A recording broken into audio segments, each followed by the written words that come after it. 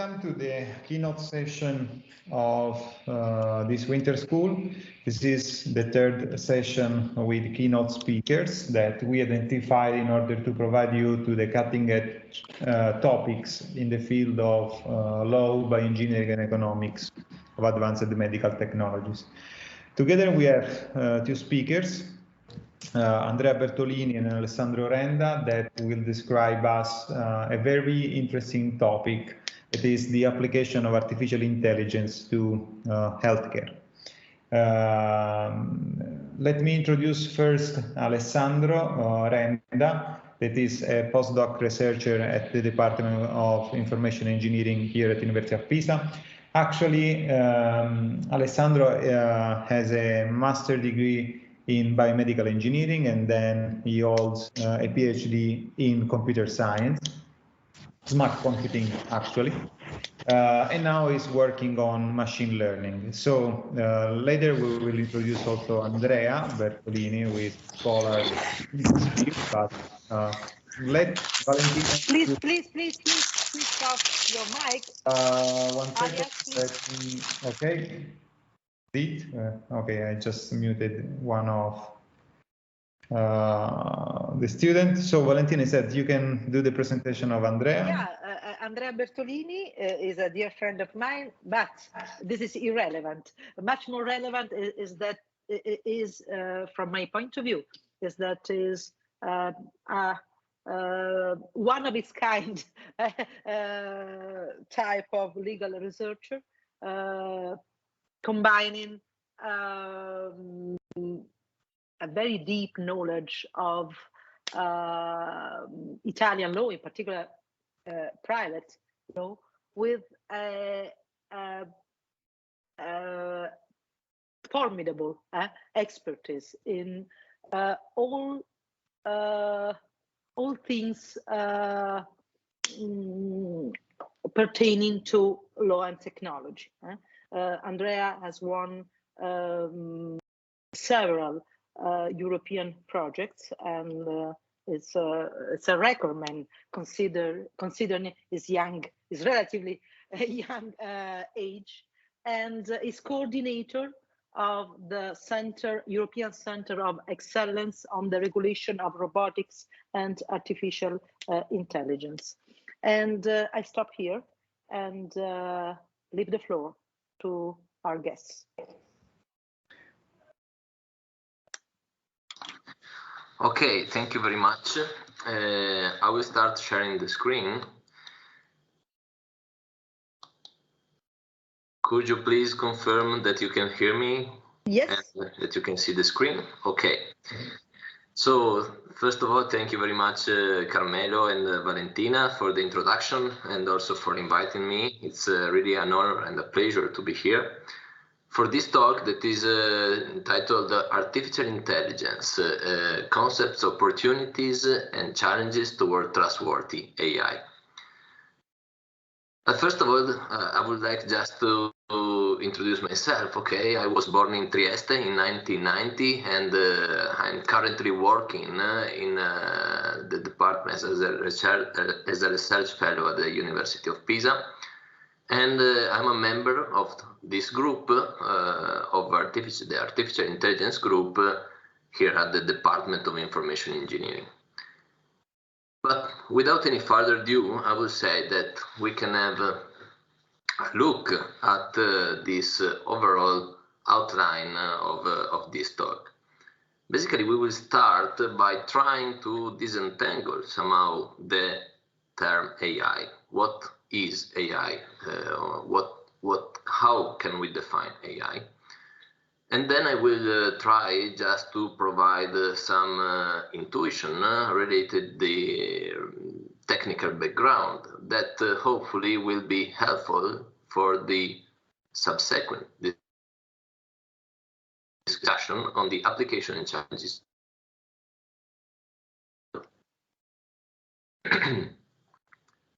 If we look at some definitions of artificial intelligence, we may notice that most of them converge somehow to a common definition that AI is about building intelligent entities.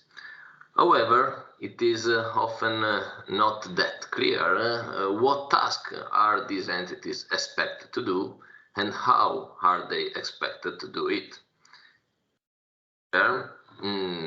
Specifically, the task is somehow ambiguous sometimes. Should these entities act intelligently or think intelligently?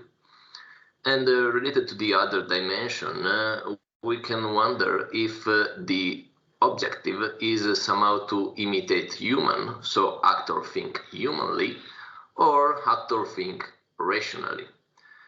So we have two dimensions, okay, and two options for each dimension, and we can somehow combine these aspects with basically with a product and obtaining these metrics with 4 values, okay? Thinking humanly, thinking rationally, acting humanly, and acting rationally. And actually, these are 4 possible definitions of AI and also 4 approaches to AI that are currently investigated in different domains. For example, thinking humanly involves a task of understanding how humans think. And indeed, it is grounded in psychology and cognitive science, for example. But today, and actually also for my personal bias, we are more interested in this second column of acting. So, as per the first approach, acting humanly, we have to go back to the first half of the past century, and specifically to one of the fathers of modern informatics, who is Alan Turing, that in the 1950 proposed the so-called Turing test that stems from this imitation game. And the test is formulated as follows. Can a human tell whether the responses to some questions come from a person or from a computer? Evidently, if a human observer cannot tell the difference, then we are facing actually an intelligent machine, an intelligent computer. And in a modern revision of the Turing test, researchers have formulated a number of requirements that a machine needs to meet in order to pass the test. They need to communicate successfully in human language, to store what they know or hear, to answer questions and draw new conclusions, to adapt to new circumstances and to extrapolate patterns, to perceive the world, to manipulate objects and move. And interestingly, from these requirements that stems from the Turing test, we can derive a sort of a mapping, one-to-one, to those that are considered the modern disciplines of AI, from natural language processing to knowledge representation and reasoning, from machine learning to computer vision and robotics. But actually, this definition, this approach, also attracted also some sort of criticism somehow. And in particular, a provocative question is often raised. Are AI researchers really interested in the Turing test? Oh, the claim from this point of view is the following. Can be simplified as the following. The textbook of aeronautical engineering do not define the goal of flight as making machines that fly so exactly like pigeons that they can fool even other pigeons. So indeed, actually, are we really interested in imitating humans? This textbook actually focuses on the principles of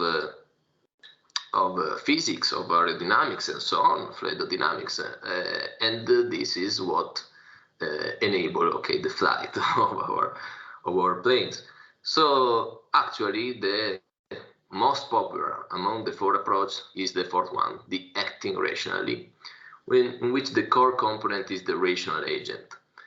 And this is because defining the standard of rationality, which means basically doing the right things and not imitating humans, can be mathematically defined and refined if needed. and is somehow easier than imitating humans, defining a standard for imitating humans, also because we need to understand how human things are behave. Notably, this approach also encompasses somehow the other approaches. For example, it involves the task of thinking rationally, that is necessary for decision making, for making the correct inference that is required for the action, and it requires all the skills needed for the Turing test.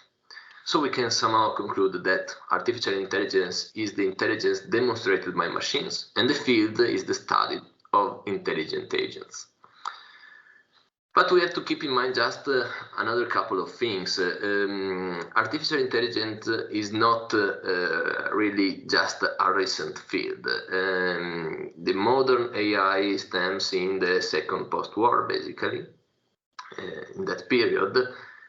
And here I just reported the sequence of some relevant Turing Awards, this sort of the Nobel Prize for the informatics. But actually, the history of AI has not always been that linear and glorious, but rather it was characterized by a trend of the so-called trend of hype cycles that consist basically in periods of enthusiasm and trust, followed also by periods of criticism, disappointment, and funding cuts, basically due to the fact that the approaches that were used or the computing capability were not suitable for tackling some problems that early became intractable, basically. And this period here have been defined AI winters. You can see that from this toy sketch, okay, we are, it is widely acknowledged that we are now in a phase, in a stage with renewed interest, mainly due to the recent advances in this field. As I mentioned before, so we can move to after setting this frame, okay, we can move to the second part, in which I will just try to provide some intuition on a topic that is actually strongly grounded on mathematics and statistics, but of course we will not have the opportunity to go into the details of this aspect. But first of all, let me just discuss from a technical point of view on how we can characterize AI in computer science. And specifically, it encompasses a number of different domains, from problem solving to knowledge representation, reasoning and planning, to tools and techniques for communicating, perceiving and acting. But please also notice that these domains are often intertwined one with each other, and they are also intertwined with another paradigm that is currently of maybe most interest in the domain of artificial intelligence, that is machine learning. Machine learning has been defined in the 1997 by Mitchell as follows. A computer program is said to learn from experience C with respect to some class of tasks T and performance measure P if its performance at T as measured by P improves with experience E. So basically, this suggests us that a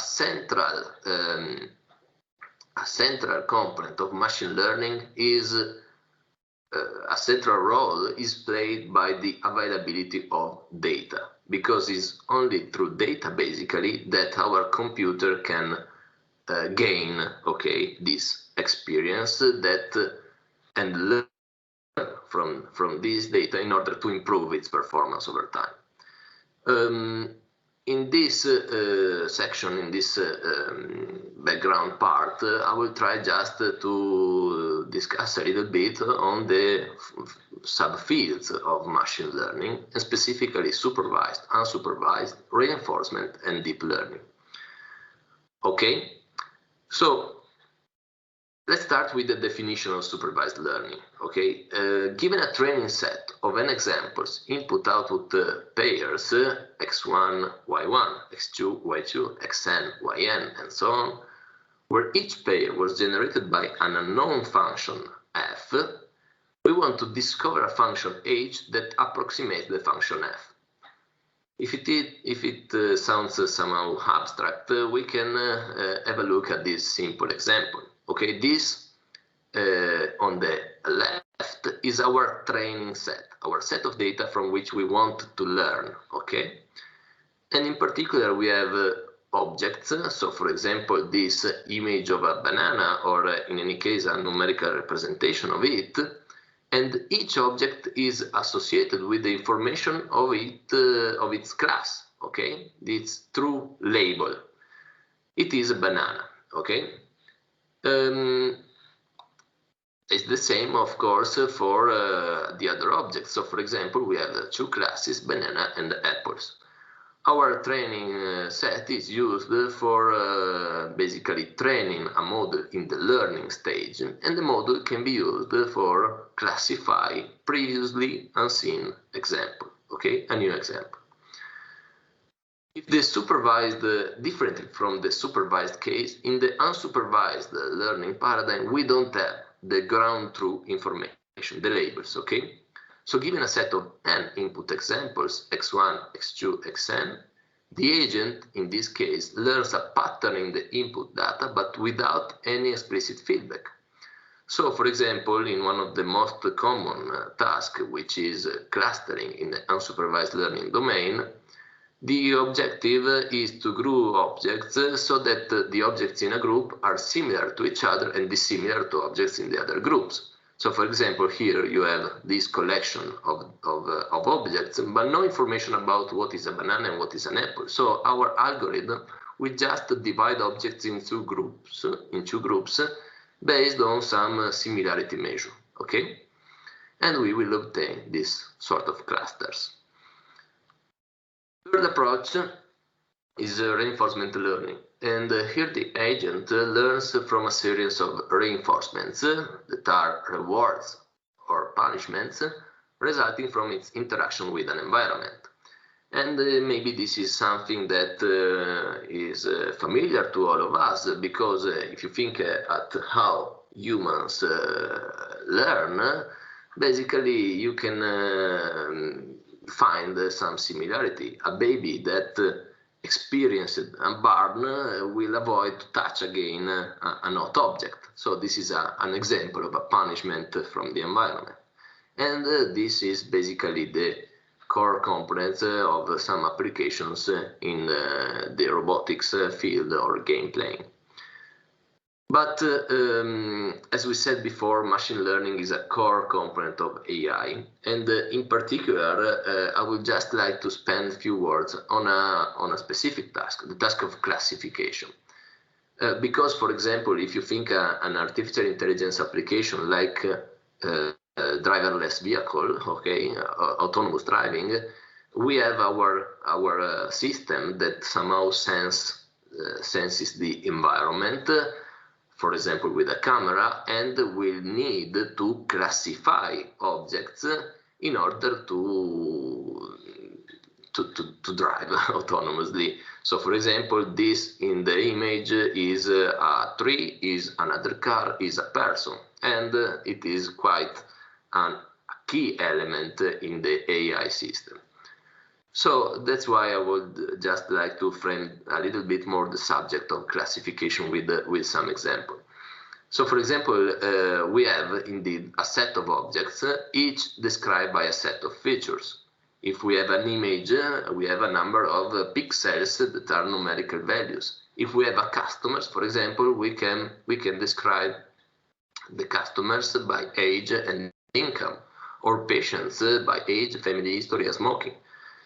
And our objective is indeed to classify, okay, associate each object with a class, for example, discriminating between good customers and bad customers, low-risk patient versus risky patients, and so on. So in the examples on the right, we can represent our object defined with age and income in a bidimensional space, clearly, in which each object, each record, each sample, each example, okay, each instance, if you want, if I use this term interchangeably, will be represented as a point in this plane. And basically, our starting point is our training set. So we actually have the information regarding the fact that these on the left, okay, red, are bad customers, and these others are good customers. So how we can perform our classification? Basically, we will learn from the training set a relationship in this bidimensional plane using an ML algorithm, a sequence of operations performed by our computer. And this will somehow train our model that then can be used for infer the class of other objects. If a new object is added here, our model will likely, if it is trained properly, said that it is actually a bad customer. But what is a model?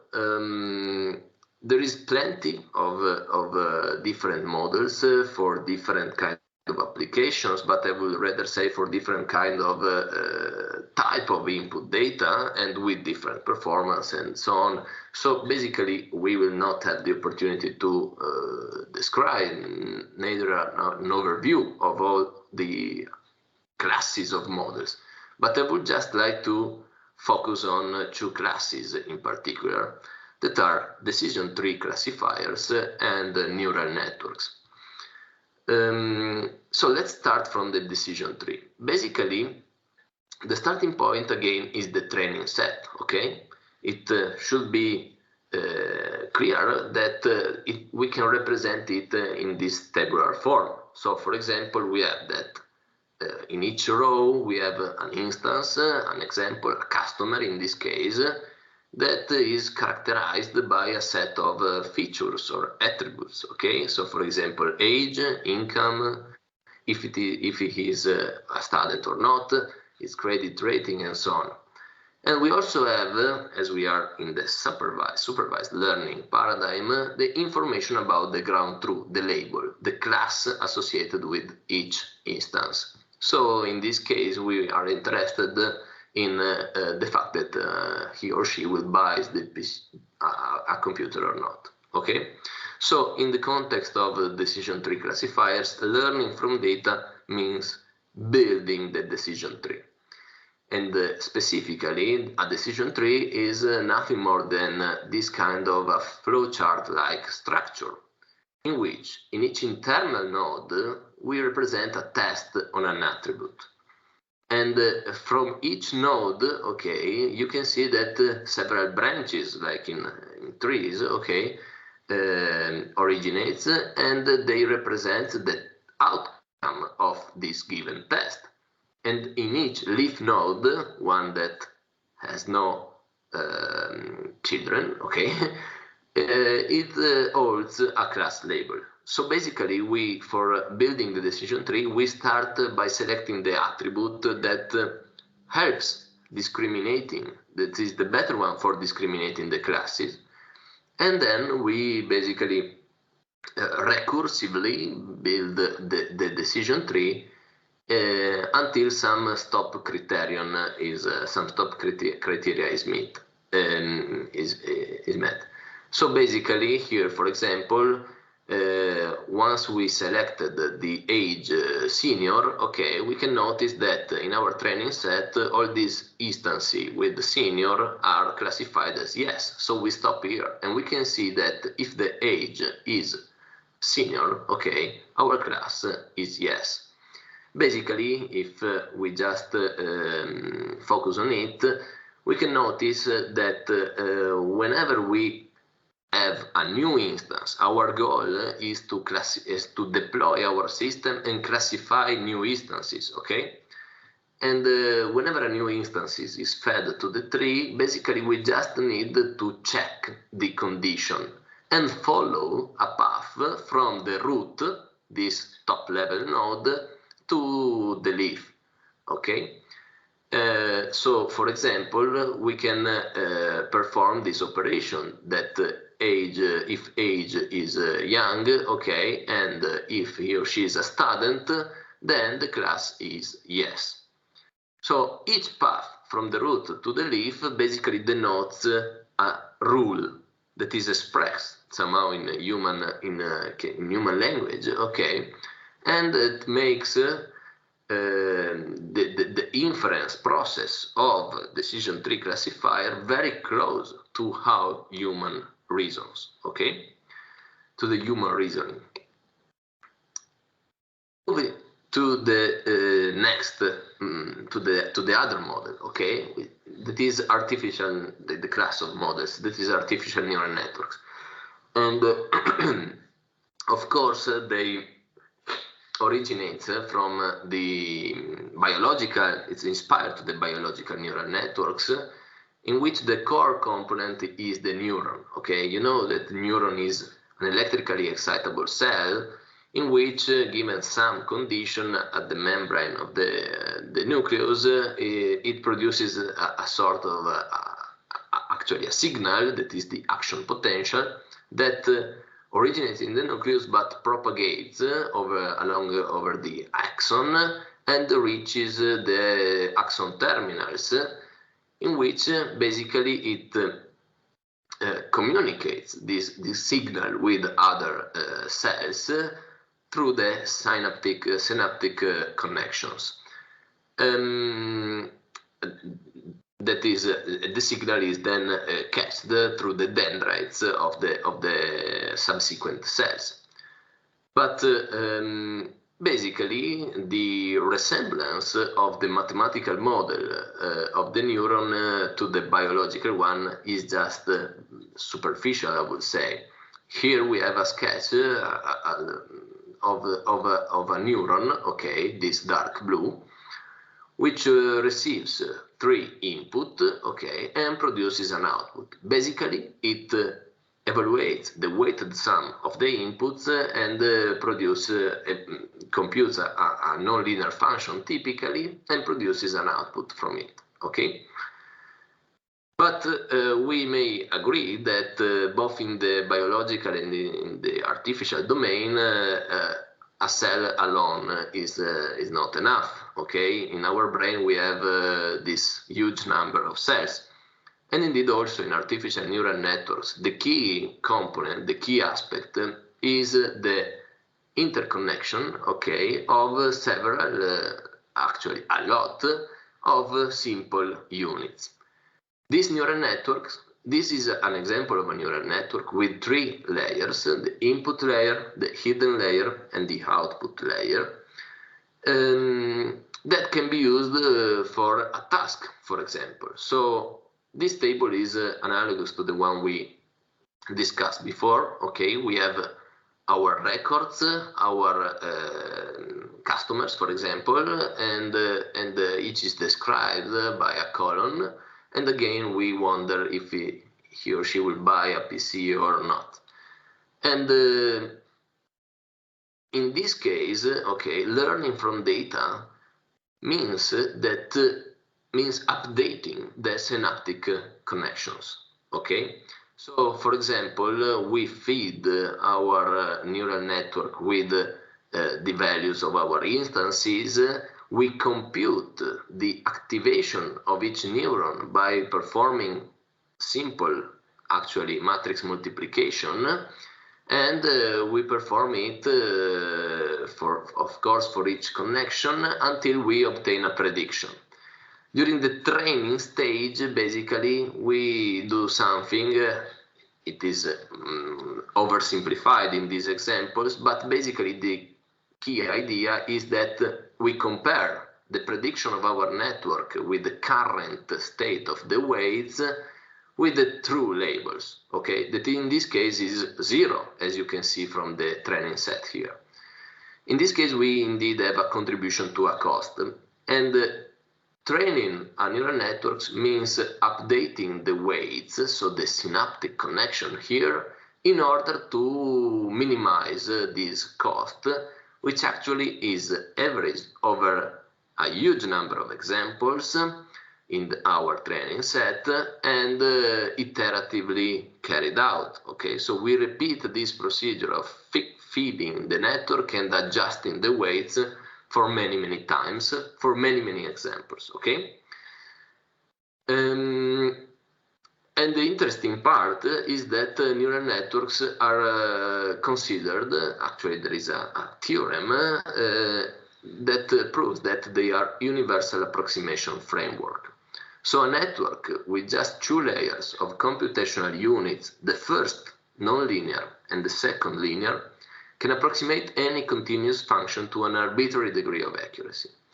There are some caveats to this theorem. Actually, we don't know how many neurons here, nonlinear, in the hidden stage are needed, but basically this, and we don't know if this procedure, the learning procedure, will lead to the correct weight configuration that model properly our function. But in theory, okay, we can approximate any function. Actually, this set the stage for the next new generation of artificial neural networks, which is actually has been introduced a few years ago, 10 years ago approximately, and is a paradigm called deep learning. Deep learning is a branch of machine learning that consists in a set of algorithms and techniques for learning in deep neural networks. So you may just wonder what is a deep neural network, and at the first glimpse we can notice that the main difference from the example we made before on the left is that we had several hidden layers. Okay, we have many hidden layers of information processing, which means that we can compute some more complex functions somehow with a limited number of neurons at each hidden layer compared to the shallow one, and we compute a lot of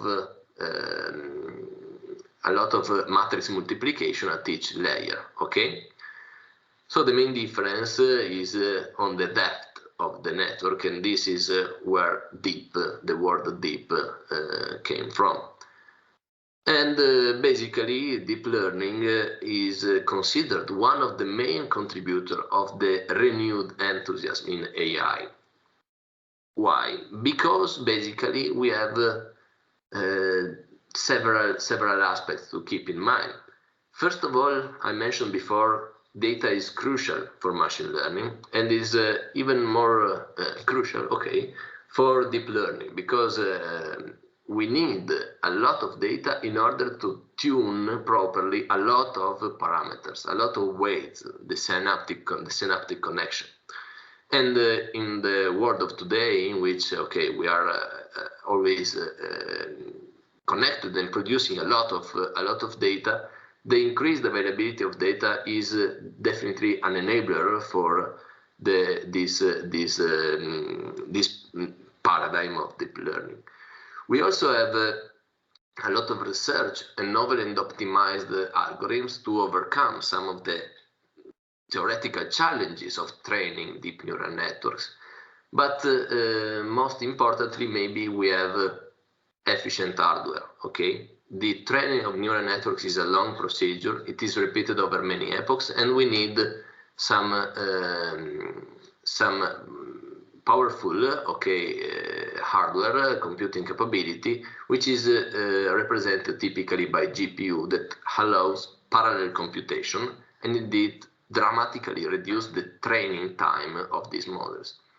And we also need to mention that the open source software played a crucial role, because it enables the practitioners and researchers in this field, basically. So deep learning basically achieved state-of-the-art performance on a wide variety variety of applications.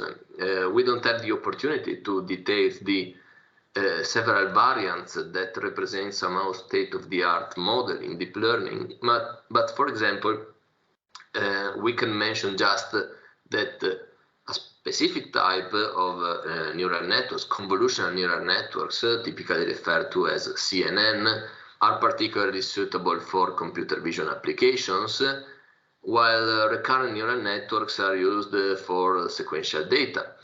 And I would just also like to mention that there is also some other paradigm. If these are typically used in the supervised learning paradigm for classification, for example, or regression problem, there is also an approach that allows us to generate examples. And this is what is done in generative adversarial networks by somehow combining in a smart way the building blocks we have discussed before. And an example is reported here on the right. Okay, the picture here is not actually from a real person, but has been generated by again. Okay, and I also leave. Let's see that if it. Okay, you can have a look at several other examples of synthetic, in people generated with a neural network introduced in the late 2019. Okay, but I think that we are now ready for discussing application and challenges toward trustworthy AI. So, if there is I can see that I have a notification, but it's not related to the chat. So I don't see the chat or nothing. So please just interrupt me if there is any question or comment. Okay. So I would just like to provide here an overview on the application of AI, and of course just to give an idea of what all of us already know, that basically it is pervasive somehow in our society, in our daily life. So, for example, machine translation field, we have tools that allows for translations capability close to human level. Or all of us experiment the interaction with, for example, voice assistants, and this involves a task of speech recognition. The potential of CNN in image understanding, for example, image captioning or object recognition, has already been proved, and basically this architecture exceeded, so outperformed human accuracy on some benchmark tasks.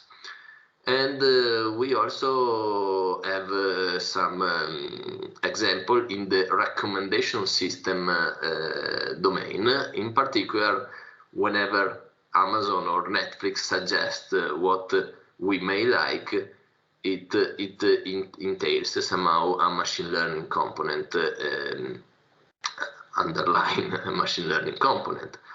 But I would just like also to mention that in other fields that were somehow also important for the advancement in the AI area was some important contribution came from the game playing domain, and in particular computers defeated or surpassed the human player, for example in chess or in a number of other games.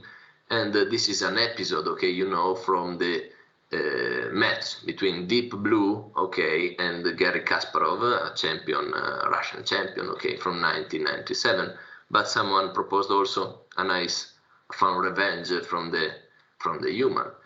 And finally, I would just like to mention some applications in medicine. So I read it here.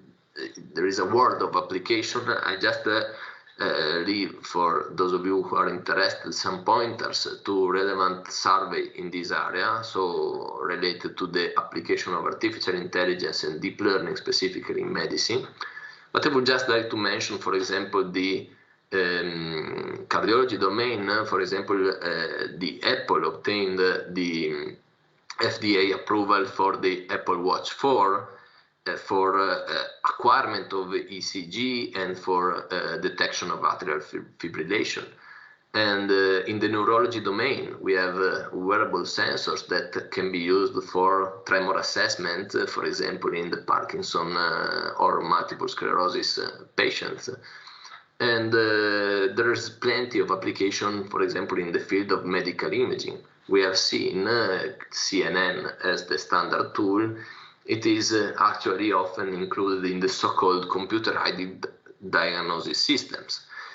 And basically for the detection and diagnosis of objects or abnormalities in human tissues. But maybe the breakthrough, the most impressive advancement in this field is represented by the work AlphaFold presented by DeepMind as a solution of the protein folding problem. So they basically figure out how to obtain the tertiary structure of the proteins from the primary one, and it has potential implications, impressive potential implications, for example, in understanding of disease or designing new drugs. But basically, this is, as I mentioned before, this is just to convey the message that AI is pervasive in our society. It's reached unprecedented level of performance on a number of tasks, and we are facing this new AI summer, okay, of enthusiasm in AI. But actually, a PwC survey in 2017 found that the 76% of business were slowing the adoption of AI. And this is an interesting signal on a crucial aspect.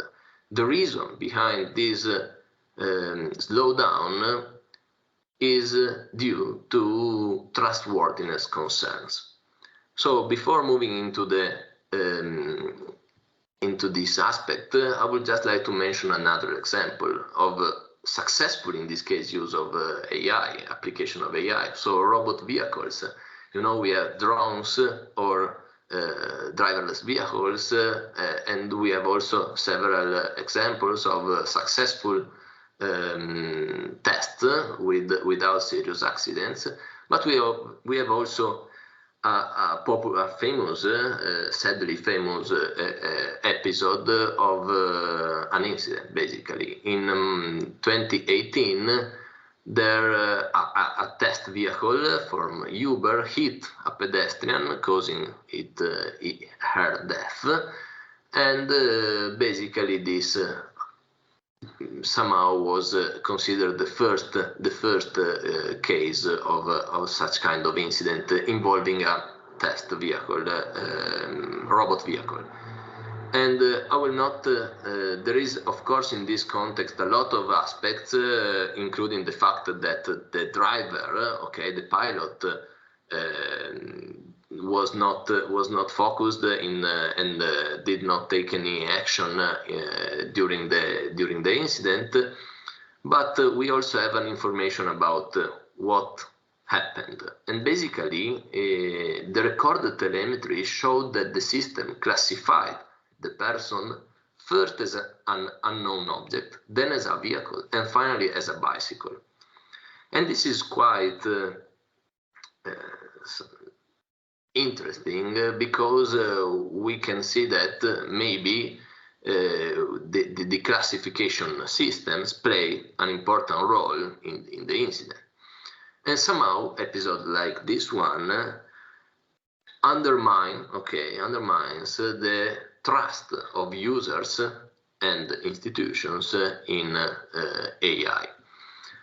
So the sensitivity of users increased in the last years with respect to this topic, and an initiative in this sense comes from the European Commission, who appointed a group of experts in order to draw the ethic guidelines for trustworthy AI, according to which AI should be grounded on three main pillars, and in particular should be lawful, ethical, and robust. The opportunity, this document somehow also attracted some criticism, and it's how it is inscribed in the legal framework of the European Union is somehow controversial. But I will not go into the detail on these aspects because it is not my area of expertise, and because Professor Andrea Bertolini will further elaborate on this later. But I would just like to keep a couple of indications that are provided in this document related to how we should realize trustworthy AI. And in particular, in the second chapter, of this document, we have the 7 key requirements that an AI system should meet in order to be considered trustworthy. And in particular, I will focus in the next few slides on 3 aspects: technical robustness and safety, privacy and data governance, and transparency. Please consider that all these requirements are somehow connected and intertwined each other, and they are often somehow in conflict one each other. So it is not easy to realize actually trustworthiness. As per the technical robustness and safety, an AI system should basically prevent any harm that can be generated intentionally or unintentionally, and in particular, it should prove to achieve a high level of accuracy, should be reliable, and should have a fallback plan in case of any problem. But most importantly, it needs to implement any possible countermeasure in order to withstand basically attack from adversarial agents. Why is it so important? Basically, because the state-of-the-art systems we mentioned before, for example, the convolutional neural network for image recognition, also expose some vulnerabilities. In particular, I'm quite sure that if I ask all of you what is represented in these 2 pictures, I would probably likely get to the same answer. So first of all, it is a panda. Second, the 2 pictures are identical. Well, actually, in this work from 2014, they show that this is an example of an adversarial example. The network originally classifies panda correctly with a medium confidence, over 1,000 classes, so it's quite a good result. But if a noisy image with the low absolute value, so that the original image is not altered to a human observer, the prediction of the network changed from panda to gibbon with a confidence of almost 100%. So with a proper modification of the image targeted to fooling the classifier. And indeed, this suggests that one huge challenge is to overcome this, to produce architecture that are resilient to this kind of attacks. The second area is that of privacy and data governance, and of course we know that the European GDPR, for example, mandates companies in order to design the system with protection of data in mind, and requires the user consent for collection and usage of data. And indeed, we have a huge problem in this sense, because as I mentioned before, data is crucial. I know that I just repeat it several times, but it's really the key element for machine learning. We learn from data. How can we learn actually if we cannot collect data in order to train our model? To overcome this problem, recently a novel paradigm has been proposed, and it is called federated learning. It comes from Google again, and it consists basically in a paradigm for training in a collaborative manner a centralized model on decentralized data. We don't have just the opportunities, since the time is flying, to analyze the functioning of the model, but I will just mention that we already have some application of federated learning. For example, these are two screenshots from my smartphone, and you can see that in Google Board, so the keyboard of our PC, we have basically the information that we are contributing, if we enable this option, to improving the overall prediction model of the Google Board for the suggestion of new words by exploiting the federated learning, paradigm. And the same is also for voice assistant. So its ability to recognize our voice and recognize the keywords, the hot keywords,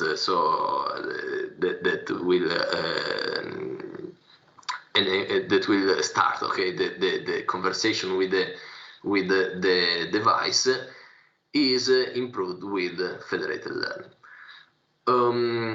But just going on, we can focus also on the third requirement, and that is the requirement of transparency.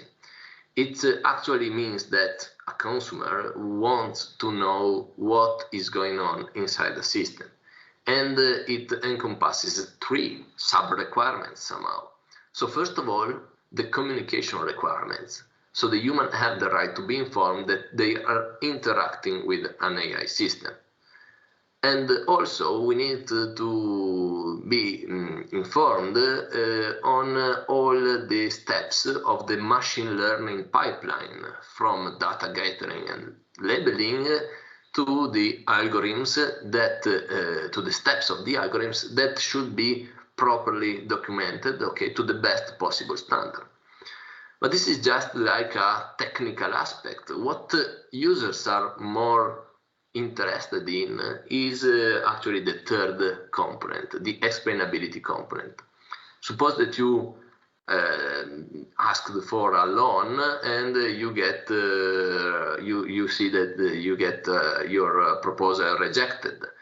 You want to be informed about the why the system take a given decision, and specifically this is fundamental, crucial in domains like the financial or the medical, for example. So explainability refers to this aspect. The systems and decisions should be explained in a manner adapted to the stakeholder concerned. But we have seen, for example, before that in decision trees, we have a process of reasoning that is really, for inference, that is really similar to human reasoning, while it is generally acknowledged as critical for deep neural networks. Why? Because we have multiple layers of nonlinear information processing, and indeed understanding how what we have in input here on the left and how it caused some output here on the right is very hard. So that's why they are often referred to as opaque or black box models, and they are typically hard to interpret. So how we can achieve explainability? Basically, if we have a deep neural network, we need to build, debug, and test a separate system. And this is the so-called post hoc explainability techniques. but we need also to care that our additional system is actually in sync with the original one and reflects its performance and is reasoning correctly. Otherwise, we can design inherently interpretable models. But how can we characterize the inherent interpretability? Well, there is a sort of trade-off between model accuracy and model interpretability. So we can represent these two dimensions and indeed a plane, and we can represent the models, the classes of models on this plane.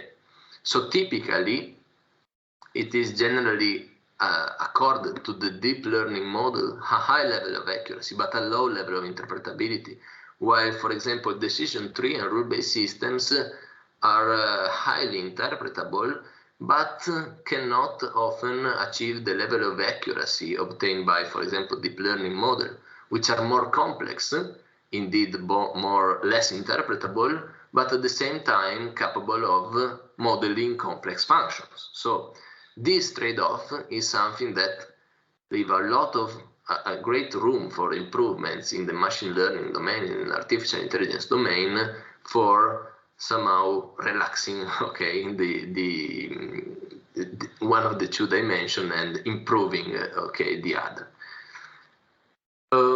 If this concept seems somehow abstract, I would just like to spend one final word on an activity we are involved into in the Department of Information Engineering, which is a European project, so funded by the European Commission, and is XIX. Basically, we are not still 5G deployed completely, but the institution started looking at 6G, so the next generation of cellular network.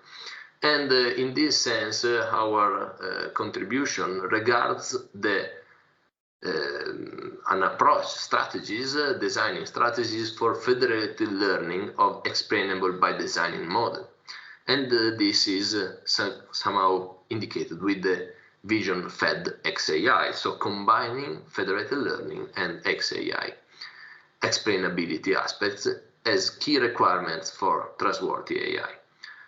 So this concludes the presentation. I would just like to mention that I included the pointers to the works in the slides, but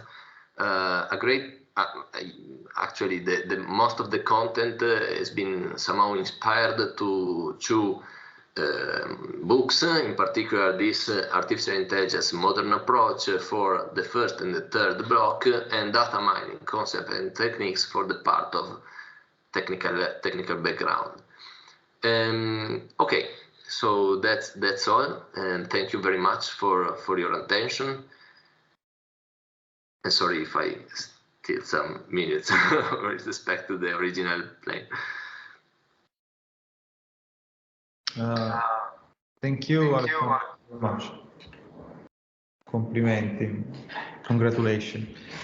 Thank you. I would be happy to hear questions, if any, now or after the talk by Professor Bertolini. So I'm really available. I don't know. I have a couple of questions, but maybe we can postpone the Q&A session to after Andrea has presented as well. Okay, as you want. Okay, also for me, especially if Alessandro can stay with us, I'll be really happy to have a discussion all together later. I was wondering if you want to make like a 3 minutes break for the students, just to, I don't know, have a glass of water and restart in a few, let's say 5 minutes more, just for, say, standing up, and then see you at 12:05. See you in few minutes.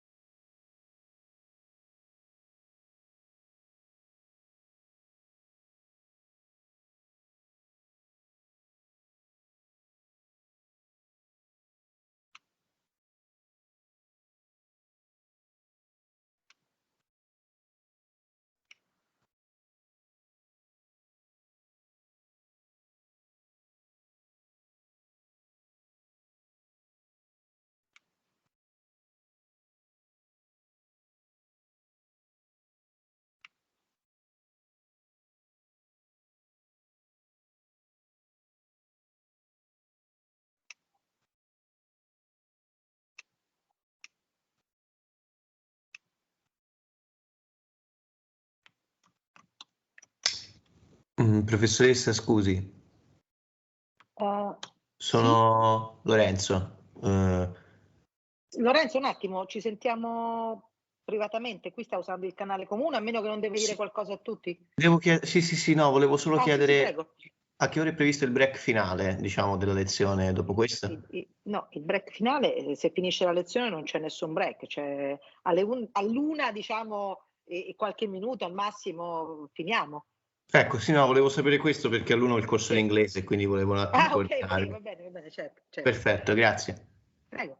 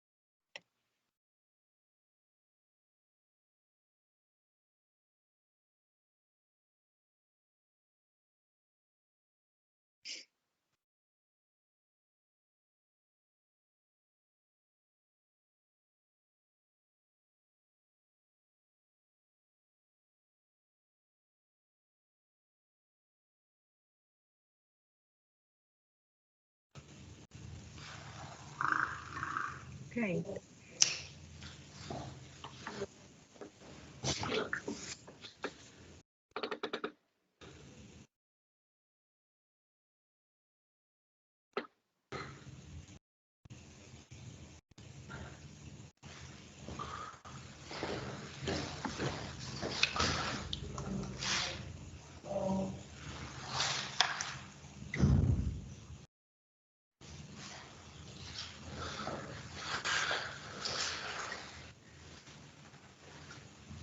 Okay, I can see Andrea has uploaded this presentation. It's 12:05, so 6:12 actually. So I think we can get started. Okay, so thank you for this invitation. I'll try to keep it. I can hear some echo. Please switch off your microphone. Yes. Yep. So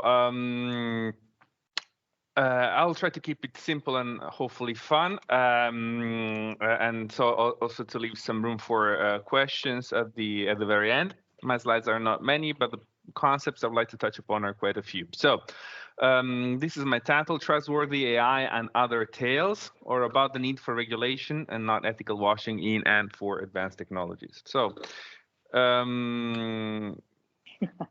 these are the points I would like to touch upon, and I will build on the things that you just heard before me during the previous presentation, meaning that definitions matter. I assume that many among you are lawyers, so that should be obvious to you, but the fact that definitions matter also forces us to acknowledge reality, and so that there is not such a thing as AI intended as a single entity, and that makes it extremely problematic when addressing issues of technology regulation. Then I'll very briefly, just to save time, address why the only element in common to all AI or advanced technologies applications is the fact that they are mere products. They're not entities, living entities possessing rights. But I'll try to pull that out off the table as fast as I can, and then I'll move on to the heart of the presentation, which is the relationship between ethics and regulation in AI. So I'll focus on what is typically referred to in a critical way as ethical washing, and then I'll provide two case studies. One based on trustworthiness as explainability, which makes sense and allows us to see the bottom-up approach that I try to maintain in my research and my approach. And then the second case study that is related to my most recent trend of research that has to do with AI and user manipulation. And I'll be very brief. Of course, I won't be able to dive into the details of that aspect, but that is a relevant body of research that can be conducted. So definitions matter. And if you look at the definitions of AI, there are way too many definitions, and all are quite vague and do not possess the capacity of allowing us to trace red lines between what should be defined as AI and what should not. So if you look into the definition provided by the high-level expert group that you already heard being cited by the previous speaker, defines artificial intelligence or AI system are software and possibly hardware system designed by humans that, given a complex goal, act in the physical or digital dimension by perceiving their environment through data acquisition, interpreting the collected structured or unstructured data, reasoning on the knowledge or processing the information derived from this data, and deciding the best actions to take to achieve the given goal. The AI system can either use symbolic rules or learn a numeric model, and they can also adapt their behavior by analyzing how the environment is affected by their previous actions. So this is a very, very, very, very broad definition of AI that is based on all things that are typically referred to AI, but it's not really provided with a very descriptive capacity. It doesn't really allow you to tell what is AI and what is not, for many reasons, because it's so broad. We could do the same kind of analysis with the definition proposed by the European Parliament in its document by October from October 2020 on liability, its proposal on liability regulation. But the considerations are still the same. So basically, these definitions are so broad as to encompass basically anything. And I have a paper that's about to be published where this is analyzed in greater details. If somebody has an interest, I'll be happy to share it with you as soon as it's out. Just shoot me an email. But to exemplify and provide these in a very intuitive fashion, because I would rather focus on other things, all these applications that you see in the picture here fall under that notion of AI, both the one provided by the European Parliament and the one provided by the high-level expert group on ethical AI. And those are, for instance, encompass both my toothbrush. If you go on the manufacturer's website, they will define that specific toothbrush as AI-based because it's capable of identifying data about its environment being my mouth, perceiving their environment through data acquisition. It collects data about my mouth and it reasons about the way I am using the toothbrush to brush my teeth. So it processes the information and so it derives actions, tells me how much pressure I should apply and how better I should brush my teeth. So that would be an AI-based system, as well as any application of a home assistance. It could be Alexa, it could be other things, but all those would also qualify as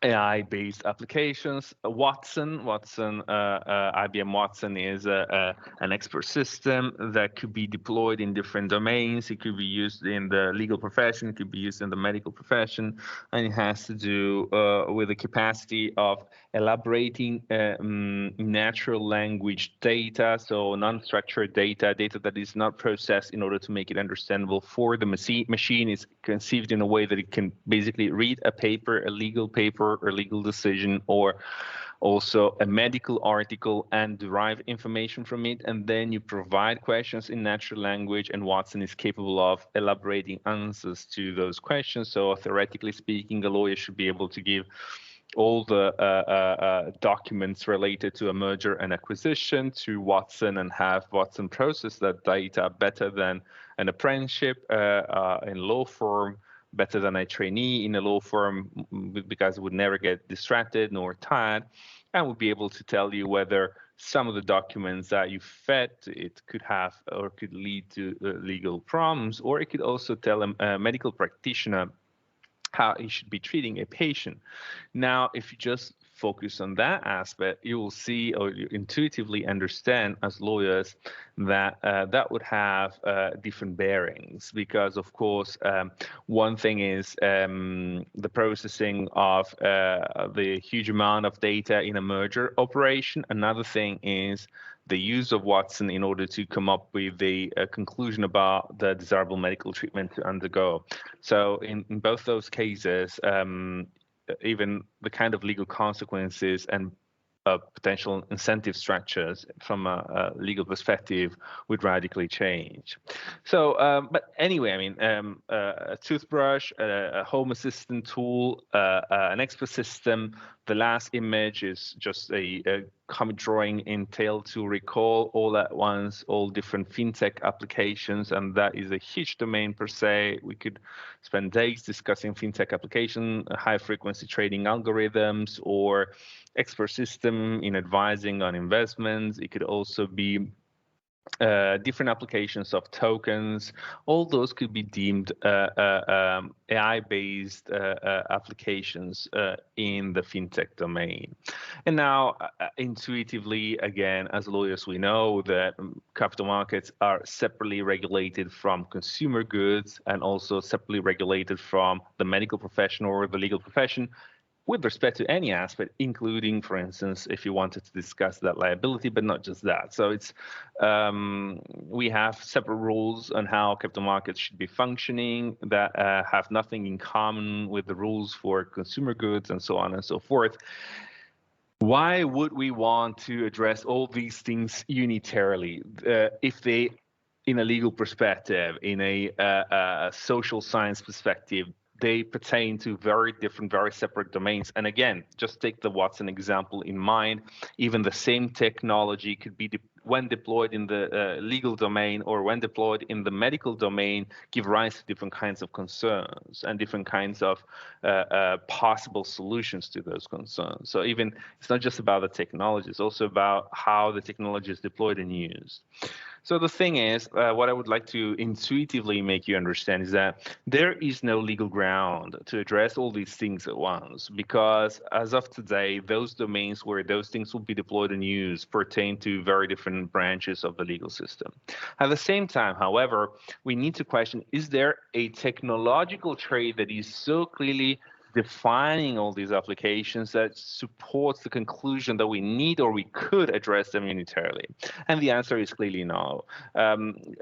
We see it by just contemplating these applications, and it could make dozens of examples. We could add driverless cars, we could add drones, we could add robotic prostheses and exoskeletons, we could add all sorts of sensors. And none of that would have much in common with the other. We can identify classes of applications that could be clustered, and the clustering we could undergo could also be partially different from the clustering an engineer would undergo, because, for instance, for engineers, most likely an exoskeleton is very different from an implantable prosthesis. Yet in a lawyer's perspective, when addressing the regulation of advanced technologies, most likely an exoskeleton and a biorobotic prosthesis have a lot in common one with the other, and therefore could also be considered and addressed and regulated unitarily, whereas the same identical technology, Watson, could have different bearings and require different approaches in the different domains. It could be the medical, it could be the legal, it could be capital markets if it were to be used for consultancy, for investors. So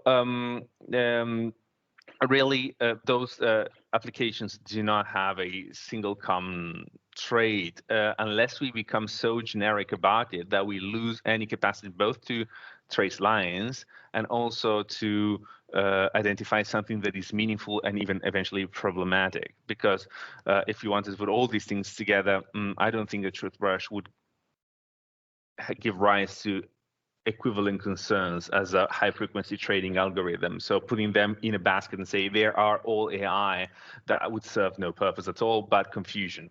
So the thing is, however, that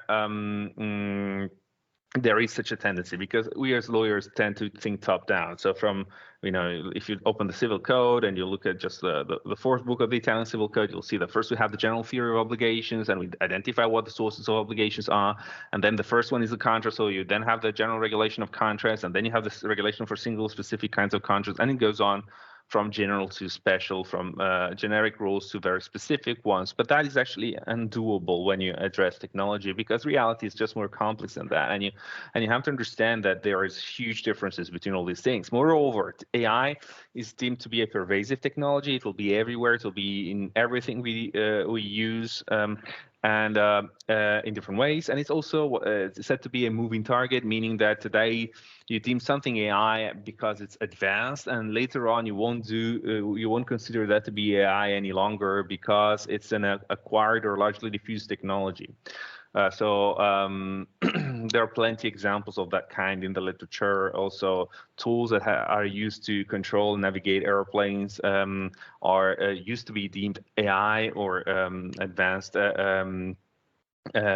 software, and today they wouldn't be deemed as such any longer. So this is also problematic, and this is really why, as social scientists, we need to have this bottom-up approach and gain the understanding of technology. Very quickly, because I don't want to focus the debate on this point, the only element that all these applications have in common is that they are things, and there is no other grounds to consider them as anything else. We can dive into the details. I disagree completely and radically with authors such as Luciano Floridi, that already in 2004 said that even a smart thermostat could be deemed an artificial moral agent capable of being held responsible, morally responsible, and eventually even legally responsible for the consequences of its functioning. So if the thermostat would overheat a room and kill its occupants, the thermostat itself would be guilty.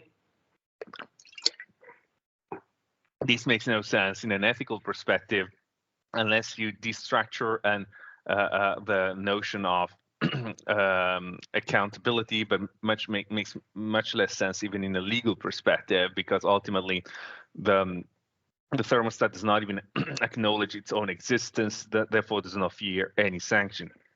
But this said, I don't want to. So the only thing, when I say AI applications have very little, if anything, in common one with the other, eventually you can just group them. The only thing that they do have in common is that they are things, and we should disregard those arguments whereby applications should be attributed rights in this sense, unless we are speaking in a purely functional way, as we do with corporations. So we attribute corporation rights and obligations not because we consider a corporation as living entities, but because it makes sense and simplifies legal relationships. So if you want to discuss this in a perspective of liability, you can always make the but-for test and can say that but for the producer or programmer, a robot and AI system would not possess those skills and abilities that allows it to cause harm. So under all circumstances, a human being should be liable. Eventually, and that's what I typically do when I discuss liability, you can adopt law and economics, or other forms of function analysis to determine whether the incentives that existing regulation provides are adequate and sufficient, or if they are not, and something else should be done. But that is an entirely different question. It's entirely functional, as well as possibly the notion of electronic personhood that was advanced a few years ago and then dropped by the European Parliament. But anyway, I don't think that attributing electronic person would be useful in most cases. In 99%, maybe 95% of the cases, it makes no sense. There could be hypotheses where, for instance, capital markets, where attributing electronic personhood to some AI-based application could make sense, but again, in a purely functional and law and economics perspective. But I don't want to dive on this too much. I want to move to the heart of my presentation. And so again, innovation happens bottom up. Legal analysis in law and technology needs to happen bottom up as well, meaning we need to focus on the specificities of technologies. Lawyers need to work in close relationship with engineers. And that's what I have tried to do over many years now, since 2012. We need to understand the technology. We need to understand what engineers are trying to do and see how those technologies are framed within the legal system and see whether the incentives that are provided are adequate, and then draw conclusions. And like Castronova, very famous Italian private lawyer, says, we can go from diritti secondi to diritti primi, meaning we can go from a specialized field of the law to a general principles of the law, because eventually a specific case may trigger questions, give rise to issues that we need to address. And then when we address them, we identify solutions that could be transposed to the general principles and become the new general principles. But that is, again, a bottom-up approach. It's not top-down. And really, we need to think of regulation also as a field of legal innovation, I would say. So much so like we do with engineering. And in this sense, law and engineering have something in common, I would say, in the sense that engineering is often incremental. Engineering is often trying to improve the functioning of the system, and they do believe that sound legal analysis can be ambitious and even breakthrough, but can also be incremental in the sense that, and this is something that I learned while I was in the US, and studying capital markets regulation. And I like to summarize it this way: regulation is not a battle, it's a war. What is the difference between a battle and a war? A battle is fought just once. A war is fought over and over and over again. So when you regulate something, you always have to assume that it won't be the final and best solution possible ever, but you will have to revise what you're doing from time to time and even eventually change the approach that you maintain into that very moment. But this again requires a bottom-up approach that helps you understand, first of all, and before anything else, what it is that you're trying to do, what it is that you're trying to regulate. Now here, the heart of my presentation starts here and builds on the things that I just said. So the first thing is that for way too long, we heard European policymakers, and not only, also relevant groups at international level, discussing ethics of AI. And why were they focusing on ethics? Because ethics is a more acceptable word, especially acceptable by corporations, and it's always and often translated into soft law and not real ethics. So what they discuss, they call it ethics, but actually it has very little to do with an ethical discussion. Those that discuss the ethical principles were not ethicists. Those that discuss the ethical principles were representative of different groups of stakeholders, enterprises, and so on and so forth. You can go online and search the profiles of the member of the high-level expert group. I was a member to the reserve list of the expert group, meaning I was among those that was invited to discuss the work of the expert group over time.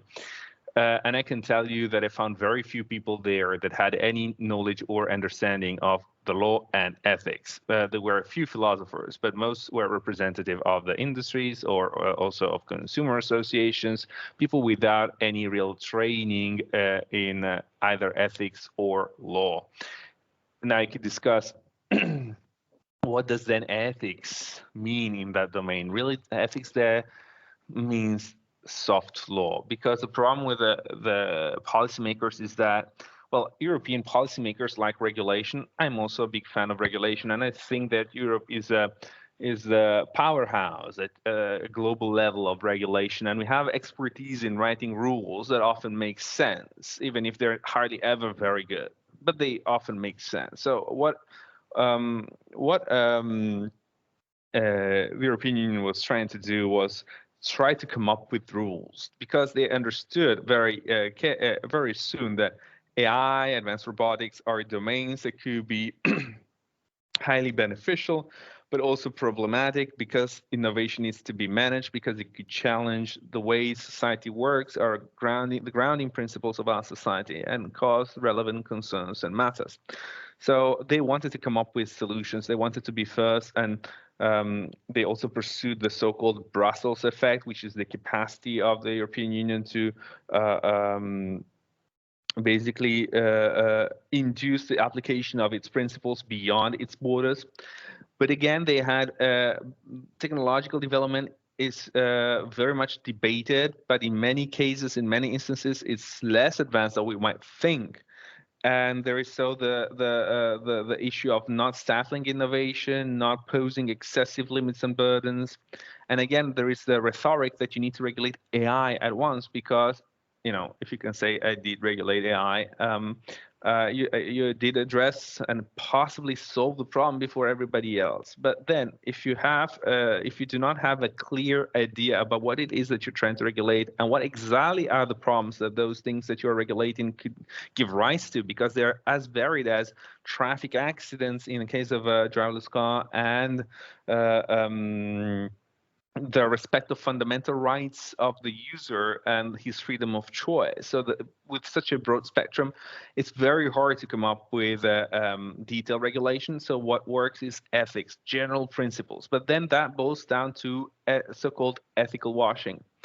And ethical washing is very much liked by enterprises, because you can say I was ethical, I went through my checklist, I'm ethical. But because it's not binding, I can say, okay, I decided to apply this, but not that. And then if there are many competing ethical approaches to AI, because the EU has its own, and then there are like all international organizations that have developed equivalent or similar ethical charters. And then there are big enterprises that also made similar efforts. Also, Google did something like that. Then you're free to choose which ethical solution, which ethical checklist you want to go through and claim you complied with. But that is very much incapable of shaping technological development at all. So this is very much ethical washing. And instead, as lawyers, we know that law is given and also provides red lines, and so it's much more superior. However, when you want to regulate and you want to use hard law, you have to have clear ideas about what you're trying to do, and you also have to balance opposing interests, and you also have to displease some parties in some cases and in some instances, and you also need to have the political will and power to do something like that, which is not obvious. So as a lawyer, I like to say the law also functions as a filter among competing ethical models. Also, because if you wanted to do sound ethical analysis, you would have to acknowledge that in the domain of AI ethics or technology ethics, there are many competing ethical models. There are the transhumanists, posthumanists, bioconservatives. There are neo-Kantians. There are utilitarians. There are Platonists and phenomenologists. So all these are different competing approaches. Now, what you can see is that not each ethical model equally fits within the legal system, and not also under all circumstances and under all conditions. There are some substantive differences. So, for instance, if you take into account the transhumanist movement, they have a notion of human dignity, whereby dignity is not possessed only by humans, but also by animals, and not all human beings possess an equal amount of human dignity, because that depends upon the rationality of the individual. So a child or a person with some form of mental impairment would possess less dignity than a full-fledged, rational, adult human being. But that is a Nazi idea. And it would be radically incompatible with all the definitions of human dignity that we maintain within European charters and constitutions and declarations of member states. So in this sense, the legal system would filter an approach based on the transhumanist ethical idea as unconstitutional. And there could be other examples. So law is an entirely different level and filters ethical models and tells which ethical model can be taken into account if we do need to take into account a specific ethical model. But ethics boils into the legal system, and that's true. But to some extent, when it is transposed into norms, then it is when it starts to tell what it can do and what it cannot do. And it works the other way around. Once you have a law, once you have a legal principle, the ethical principle, if at all, can operate within the boundaries set by the law. So again, third point that I want to make with respect to this, we have to have precise definitions, or we need to call concepts by their name. Often we speak about ethics while we are instead speaking about the law. And this is clearly proven by the document of the high-level expert group that you already heard about. That was appointed in 2018. They came up with their principles in 2019. And basically, I think that very few people in the world, after discussing openly and heavily on such ethic guidelines, ever try to truly apply them in their business, in their design of AI-based products. I tried to do that, and I'm still trying to do it with a research project, on Horizon 2020 project I'm involved in. It's called Combat, and with my unit, with my team, we are trying to assess technologies developed by engineers that have to do with exoskeletons applied in different domains, and we're trying to apply this ethical assessment, but really it's very much based on legal principles, and the most relevant parts are actually derived from entirely legal issues. Data protection, to name one, liability, certification, product safety, and so on and so forth. So if you look into that document in greater detail, they say, okay, we have 4 ethical principles, and then you would discuss why did you pick those and not others. But respect for human autonomy, that has to do with fundamental rights to me a whole lot. Prevention of harm, also, well, that has to do with legal principles. Fairness, well, we could discuss that. Explicability, that is more technological. But those 4 ethical principles boil down into 7 key requirements: human agency and oversight. Maybe that could be, that has both a legal and ethical bearing. Technical robustness and safety, that is either legal or technical, but has nothing to do with ethics. Privacy and data governance, that is hard regulation. We have the GDPR, we have the other branches of regulation. Why would you call this ethics when it is the application of existing norms? Binding norms, that if you fail to comply with those norms, you end up having legal consequences for your choices and actions. Transparency, well, that is hard to identify and define. Diversity, non-discrimination, that also has a fundamental legal bearing. It's not just ethical. There are studies on discriminatory contracts and so on and so forth.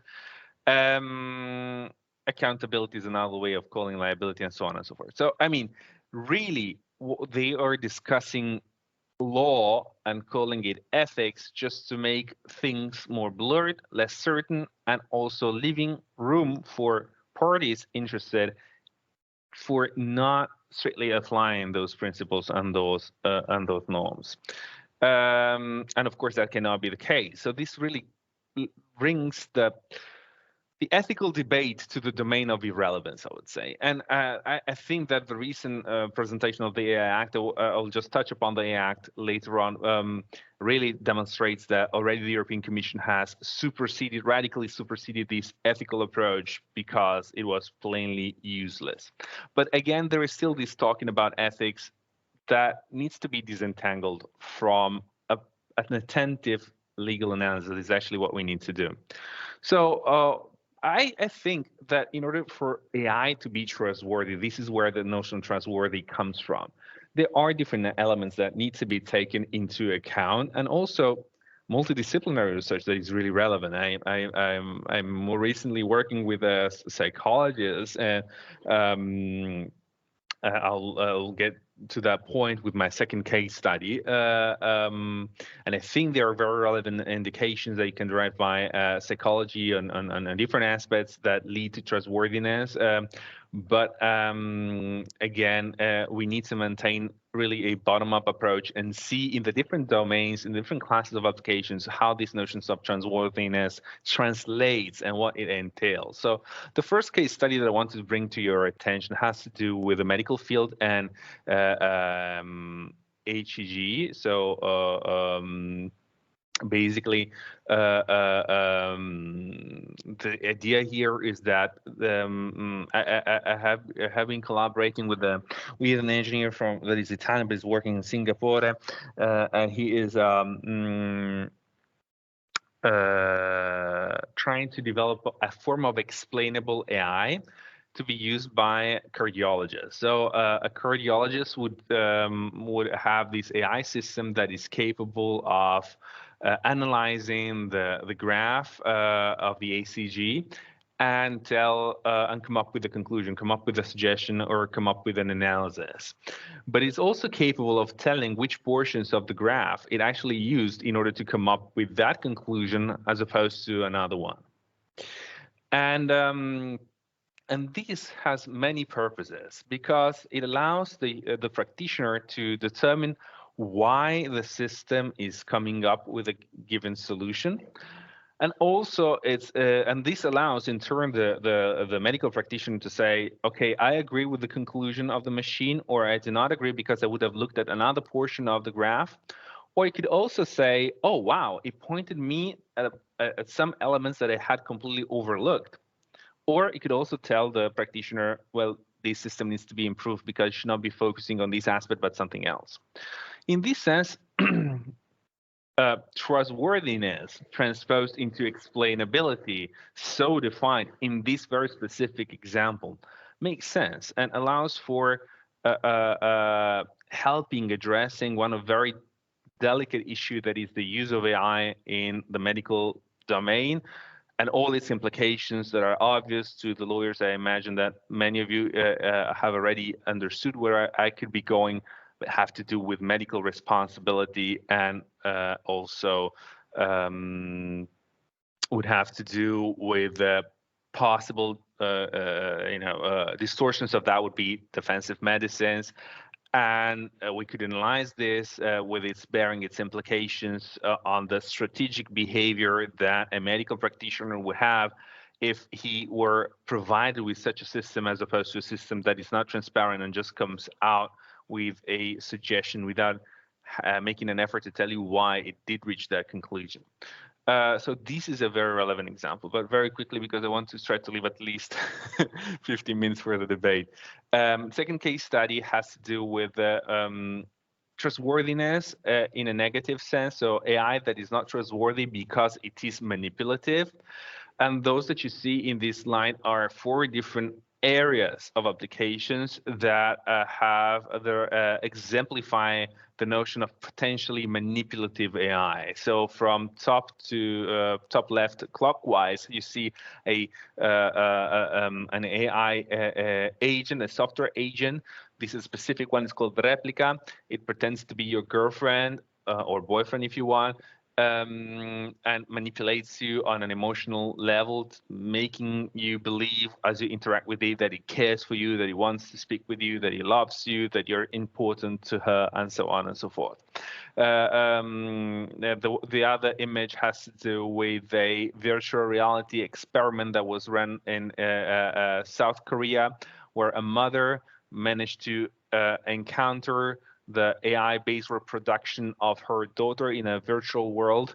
Her daughter had just died when she was 5, and the mother could speak with this avatar of the daughter, and she was very much moved, and she could have the perception of touching her daughter.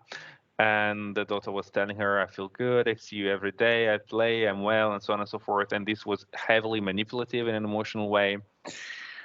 Jibo is an application that never worked out, but it was presented by the MIT, and it's supposed to be a companion robot to take care of children and elderly and other people as well, but entertain them and establish emotional bonds. You see Jibo making a heart-shaped eye to a girl that he's telling bedtime stories to, as the girl tells, I love you, and he replies that way. But really, everything here is intended to manipulate. None of these applications perceives its own existence or the existence of the human being. None of these applications is capable of telling that it is not you and you are not him or it, actually. And none of these applications is capable of perceiving any emotion, yet they are all capable of simulating and, through studies in psychology, inducing emotional responses and emotional bonding on the side of the user. The last picture represents a new domain that is called neuromarketing. It's also AI-based, and it's an entire domain that could profoundly influence the way we do our purchases and our choices as consumers. And that would really cause the existing consumer law protection that is a huge domain of European travel law to become very quickly obsolete in the kind of protection that it offers to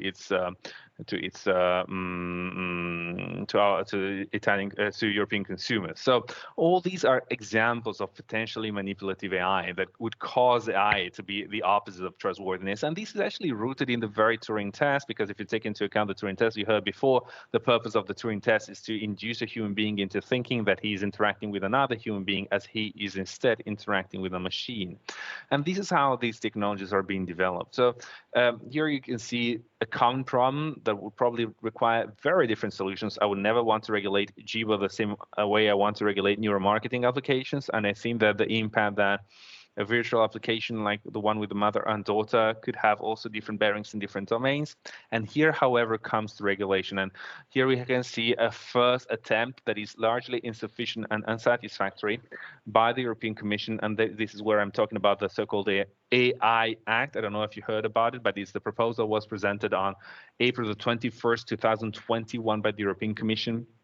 And that is an application, that is a proposal for a regulation that also identifies some prohibited AI practices. And those are identified by Article 5. And if you read into Article 5, letter A and B, it really says that some AI practices that have to do with the placing on the market, putting into service, or use of an AI system that deploys subliminal techniques in order to materially distort a person's behavior, and also the placing into market, putting into service or use of an AI system that exploits any of the vulnerabilities of specific group of persons due to their age, elderly, children, physical or mental disability, in order to materially distort their behavior, they should be deemed prohibited. So basically, this article acknowledges that some AI-based application could have a manipulative nature that in some cases could become highly problematic, so much so as to induce the legislator to consider them to be prohibited. And this is the difference between regulation and ethics. Tracing a clear red line. This is not clear. This is a very bad piece of regulation, but it's just a proposal. But the idea is there. It makes sense. And besides black letter law, that's how you call that, there in the legal system is provided by principles that are not just ethical principles, but are legal principles that underwent interpretation and applications by courts in different member states at different levels over the years, and interpretation and elaboration by jurists like ourselves, and that allow to fill the gaps, fill those regulatory gaps, but not through ethical principles, but through legal ones. And that is a huge world, but I really close in this in 2 minutes. This is a huge world, for instance, of the where we may discuss limits of freedom of self-determination, even with respect to the choice that an individual can make to use manipulative AI, and its limits that could be derived from fundamental principles such as the principle of human dignity and its application by courts. But when you frame human dignity within the legal discourse, the notion of human dignity is much more clearly defined by case law, by applications by courts, and interpretation by jurists than it is if you just address that in the ethical domain, and could allow you to come up with conclusions that could have a normative and binding power. So here again, trustworthiness seen in the negative perspective as lacking trustworthiness because of manipulation, and different approaches based on black letter law to address trustworthiness, tracing some lines and saying this should be prohibited, this should be altogether banned, but also fundamental rights and principles that can be applied in the legal domain, in the legal debate, and lead to legal conclusions that allow us to trace line as what needs to be deemed trustworthy in light of the already existing legal system already today. And that already today tells what kind of application should and could be used and which could not, irrespective of any ethical, purely ethical consideration. So thank you, and I'll leave it here so that I hope we spared some time for some questions.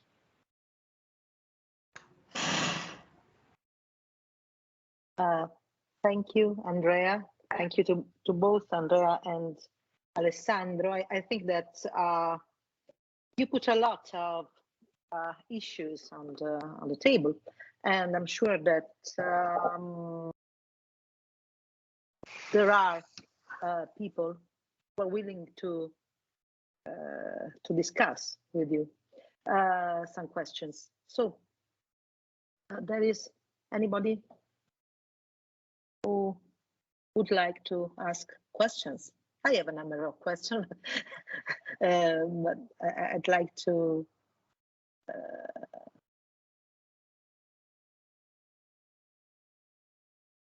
speak second. Okay, let me see. Pier Giuseppe and Andrea.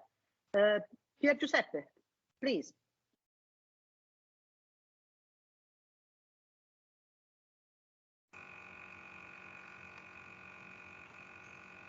If you don't mind, please, you can switch on the camera. I'm trying to. Yeah. Can you see me now? Not yet, but not yet. Okay, yeah. Apparently, okay, I don't know. My Teams app is not working properly. I can see you now. Okay. We can see you now. Okay. Thank you. So I guess you can also hear me properly, can't you? Okay. Brilliant. Okay. So thank you. First of all, for letting me in, and for the double presentation. So both of which were really illuminating. So I just have a couple of questions because although I'm really interested in many of your points, but so the first one is for Sandro, because I think I missed the very beginning of your presentation, where you drew that distinction between humanity and rationality or something like that. So I would like to.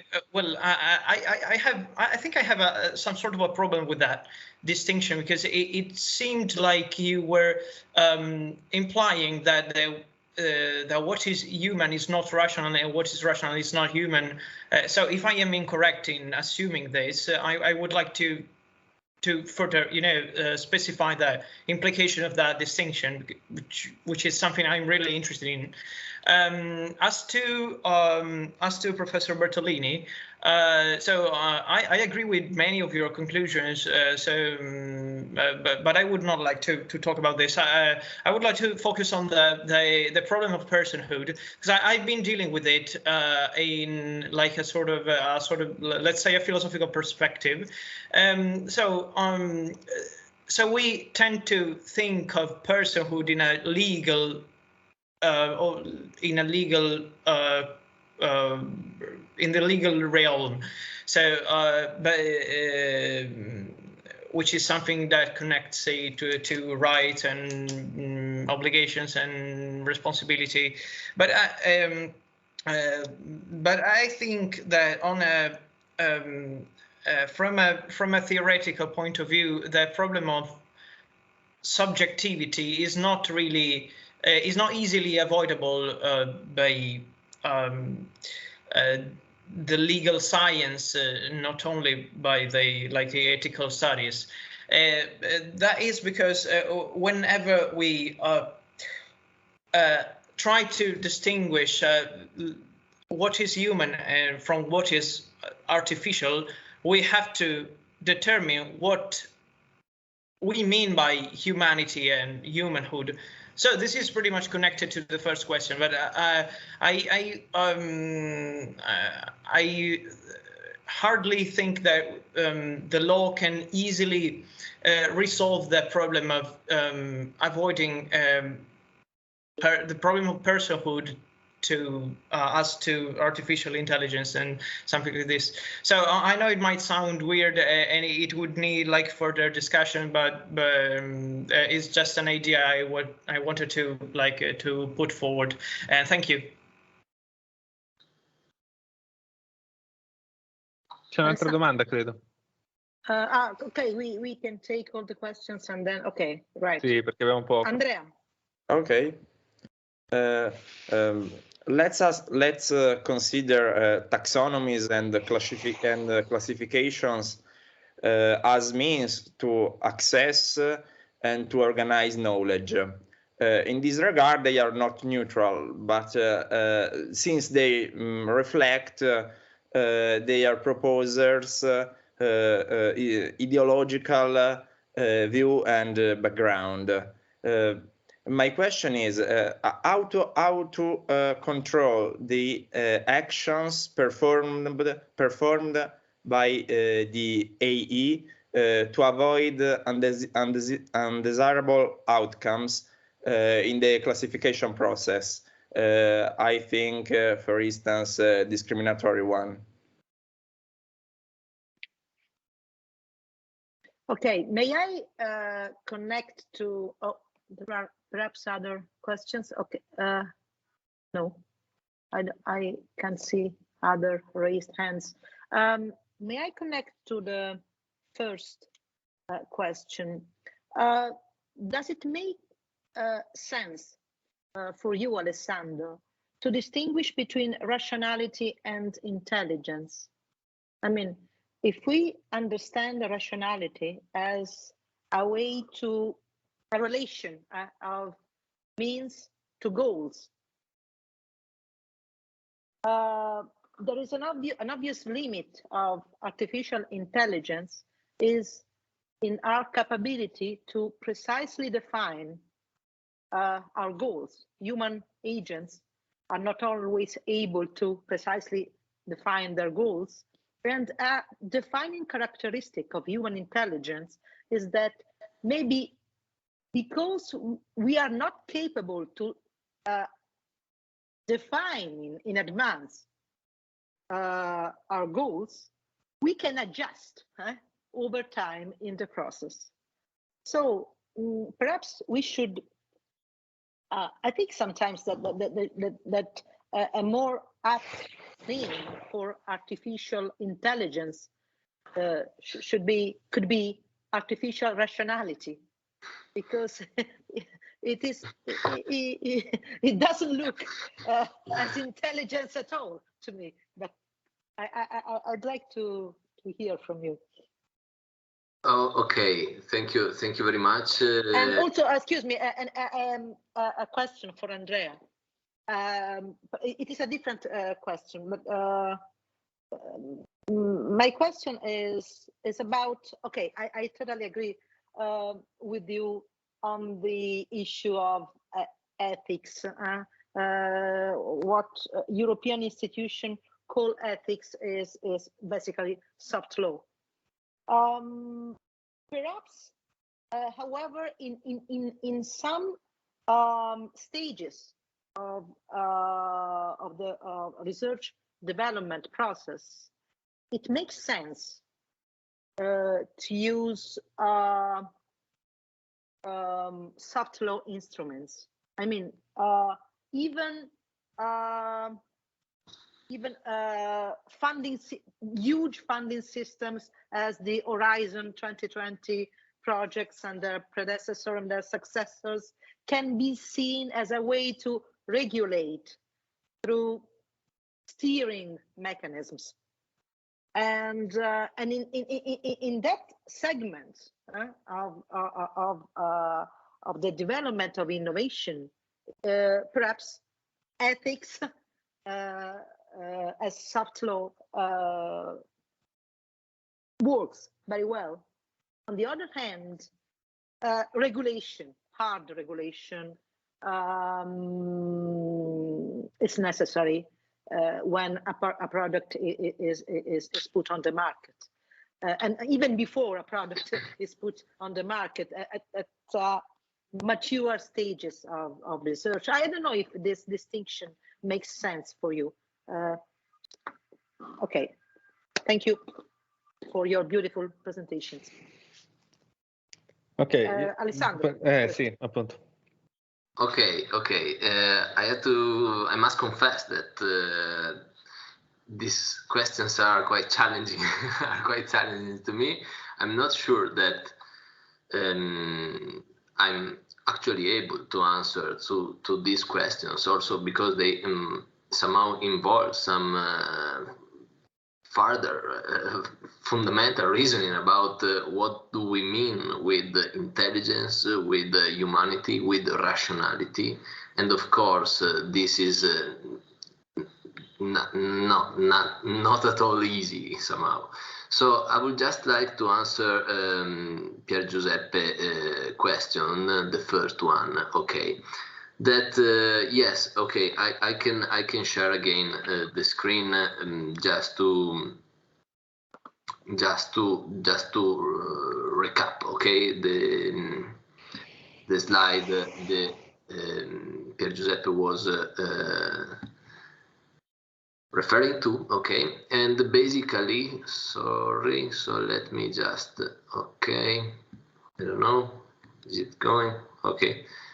So basically, yes, I would say that this distinction is typically done to identify the four approaches to AI, the four fields, the four domains.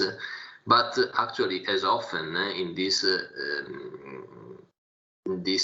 kind of topic, there is a strong contamination between the domains, and at the same time, okay, we cannot consider humanity and rationality as, in my opinion, mutually exclusive concepts. Okay, but somehow, if we go back to this provocative question, we can consider that somehow, I don't know if it center, okay, the points, but we can say that both pigeons and planes fly, okay, and somehow both. I would say that so flying pigeonly or flying like a plane, okay, are possible direction that can be somehow pursued, okay. I don't know if that makes sense to you, but what is actually the point? Actually, your comment helped me focusing on a crucial aspect, and the crucial aspect is these concepts and this distinction becomes really important when we want to take the objective of explainability, because as also Andrea pointed out, it is crucial to our trustworthiness. But what does it mean to explain the pigeon intelligence and the airplane intelligence? And it would be differently understandable to a human observer, because they are crafted in different ways, one by nature and one by engineering, basically. So this is just my view on this. I don't know if it helps answer the question, and it also relates to the question from Valentina somehow. So yes, maybe I agree with you, basically, with the fact that the goal of rationality is quite hard and critical to define. But somehow I would just like to mention that if we go now to the models, okay, we have to keep in mind that this boils down somehow to an objective function. I reported here, for example, here, no? When we can define this cost, this drives our learning. So as soon as we are able to formalize the rationality in a mathematical manner as an objective function that we want to optimize, this is the core of our machine learning component. So that's why I just stress the importance of, yes, properly formulating the concept of rationality, of doing the best thing, the right thing. And just briefly, I would just like to answer the second question. I miss a little bit, but I think that relates to how basically we can avoid with this kind of techniques to discriminate, for example, to adopt some discriminative behavior by our components. And of course, from a technical point of view, this is basically reflects against the importance of formulating properly a cost function, but most importantly,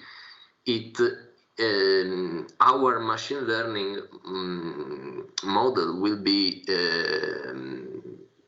basically perpetuate, okay, the bias and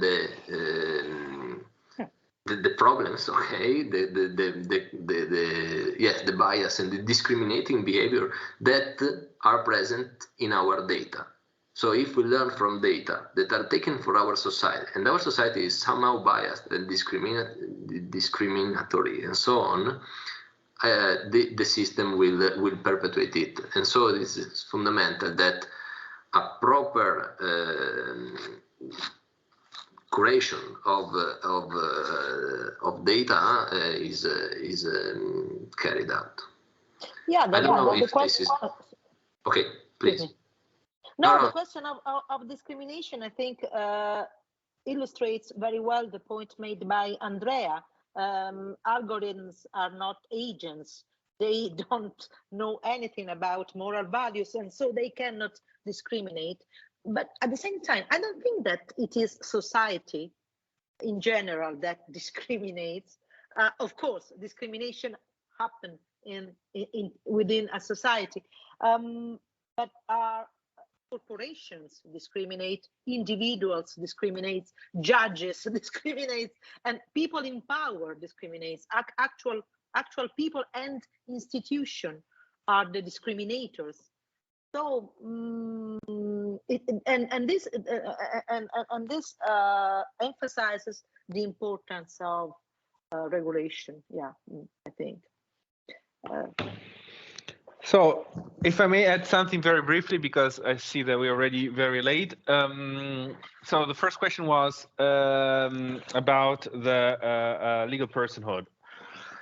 So I have discussed the topic in great details in a number of articles. I'll be happy to share them with you if you just send me an email. But I really think there is we need to separate two perspective of analysis radically, the ontological and the functional one.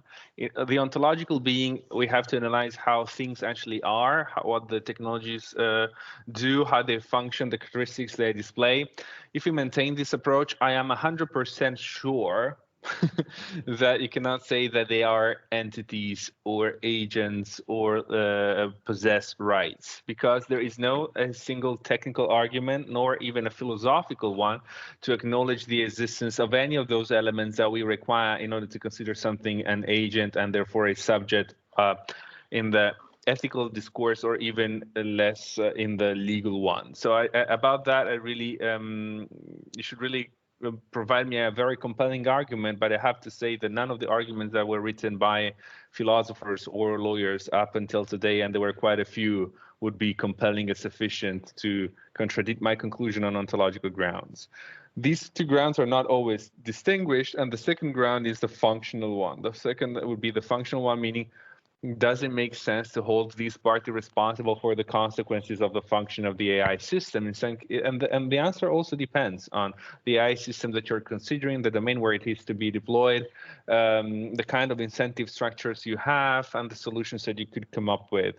So in a functional perspective, you might want to shift liability from one party to the other, and so the attribution of responsibility for based on different kinds of considerations. But that, again, is an entirely different perspective and has nothing to do with what the technology ontologically is.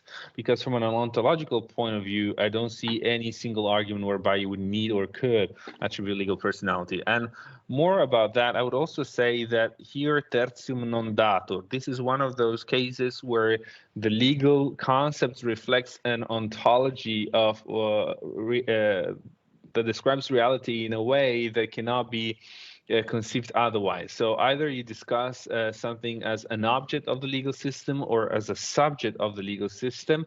So either you possess rights or you are the one thing upon which rights are exerted.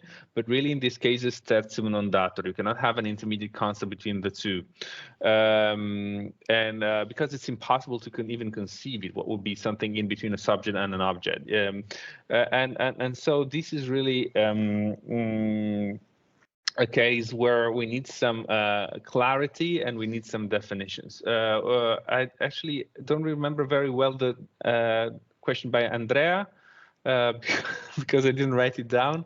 It had to do with classifications, but what exactly with classifications? It had to do with biases. Okay. Yes, biases in how we classify. Of course, there are always biases in everything we do and also in our classifications. But again, here I would answer: regulation is not a battle; it's a war. So you go by iterations. I don't see a problem in having classifications that could be biased and then revised. I think that the Fallgruppen approach that we maintain with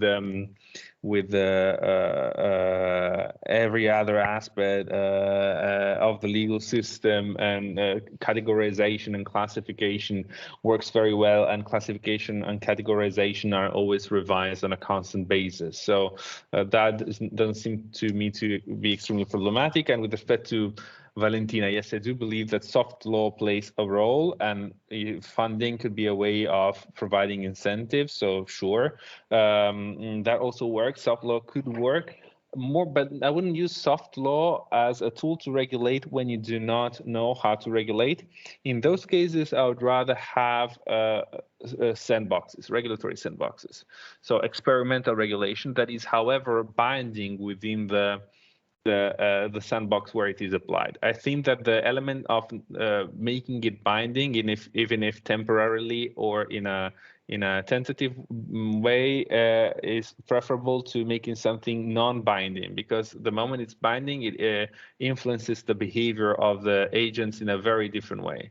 So, for instance, Saudi Arabia is considering developing an entirely robot-designed city that should be as big as Sardinia, and where they would have, they are considering developing a new legal system that would only apply within that city to address robots to be largely deployed within the boundaries of the city, and that would be can't be worse than the legal system they currently have. So yes, but the thing, it depends whether they will treat robots better than women. But the thing, what I'm trying to, what I'm trying to say. What I'm trying to say is really that is a regulatory sandbox that could function in the sense that you have a limited area where you apply specific norms in order to achieve it.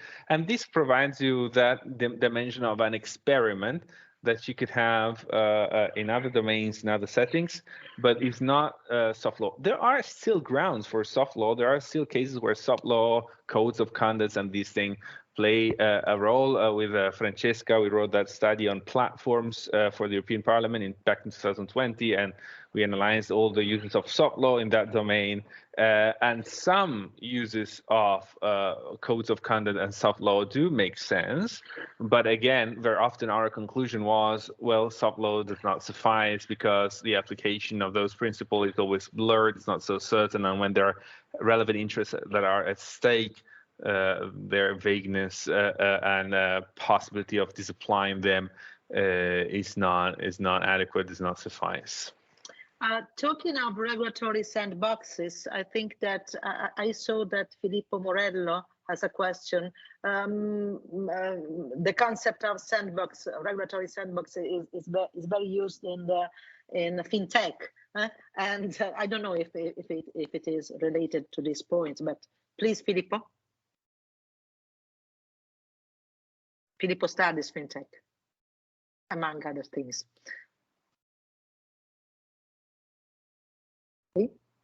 I don't see questions. I don't see. No, he raised. Okay, he can't raise his hand because he's using the PC and can't activate his microphone. So next time you use you can type your question. It's not too long.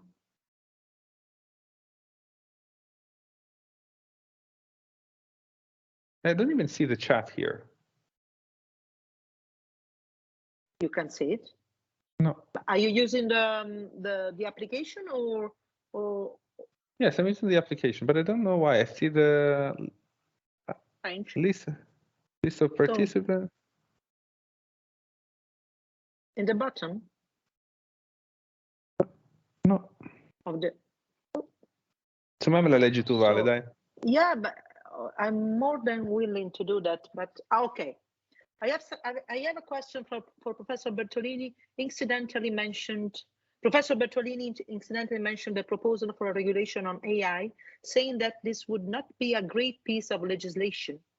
As far as I can infer, having read the proposal, I reckon Professor Bertolini might question, among many things, the broad scope of the regulation and the one-fits-all idea of regulating AI as a unique object, system, or problem. However, I think there's something interesting there, e.g., the idea of listing different activities with a so-called risk pyramid. Can we have something from that proposal? Sure. I mean, I don't say that we need to throw everything away about the AI Act. I do think that some things, it makes sense to try to regulate them more or less unitarily. So I'm very happy, for instance, that they didn't address responsibility, because I would not address responsibility unitarily, but they did address some very general principles. It makes sense to have some prohibited AI practices that are like broader categories. So I don't say that everything needs to be thrown away. About the level of risk, it also makes sense to have a classification of applications based on risks. But again, why only risks? For instance, and this is like a way that the legislator self-restrains their capacity of intervening.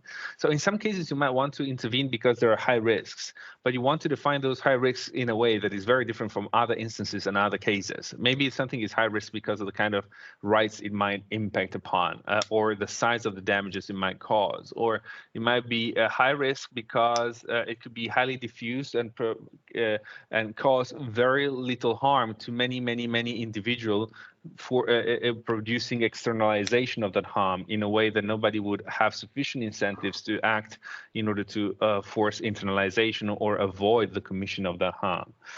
We already have examples in no technology domains. So for instance, phone companies typically violate the law knowingly because they know that no person would sue them for enforcing the law, because the economic incentive of suing for €1 is so minimal that you just pay the €1 and avoid all sorts of problems. And then you need to conceive the legal system in a different way to provide alternative approaches to address those instances. So not everything. The one thing that I do appreciate about the Act is that after so much talking about ethics, finally we get to the law, and that is a sensible approach.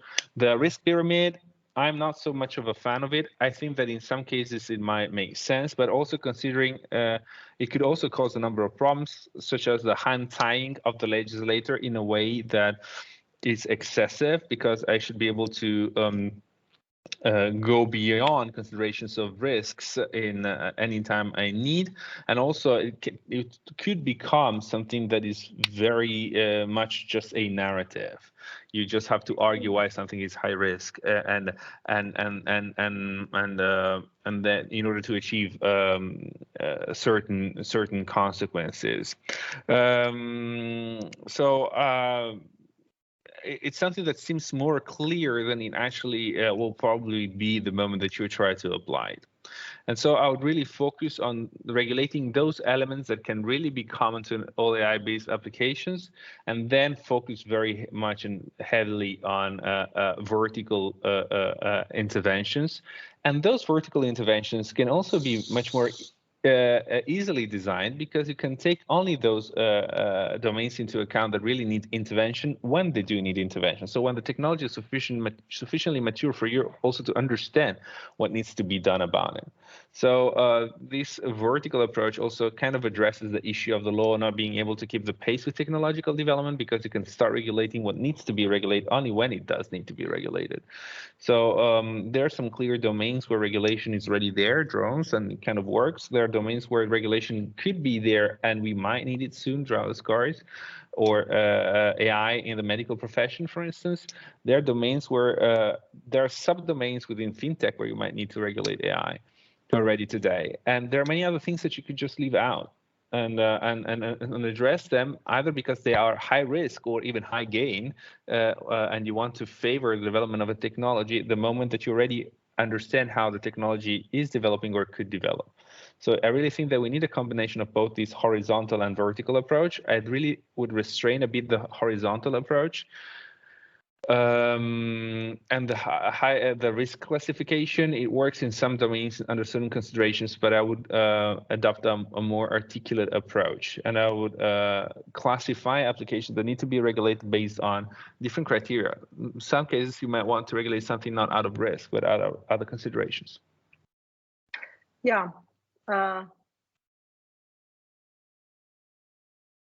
Talking of criticisms of one-size-fits-all approaches, I wonder whether your approach to dignity, Andrea, is a bit too comprehensive, too general. I mean, obviously, human dignity sometimes has to do with limits to self-determination, but not always. No, sure. Well, but this is a huge topic, and we can put it off for the moment. If there are no other questions.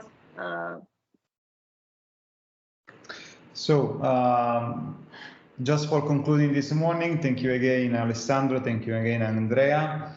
I'm kindly asking you if you can share the slide with the students in the PDF format, if you can. So I will upload them on their folder so they can have access to those documents. Just quick information, we will restart not at 14:30 but at 14:45, so we have 15 minutes more for break because you need a bit of rest, of course, but we will restart with the class of Valentina that we need to complete from this morning. So thank you again, and I hope to see you soon in person. Bye bye. Ciao. Ciao Andrea. Ciao. Ciao. Ciao a tutti, grazie mille.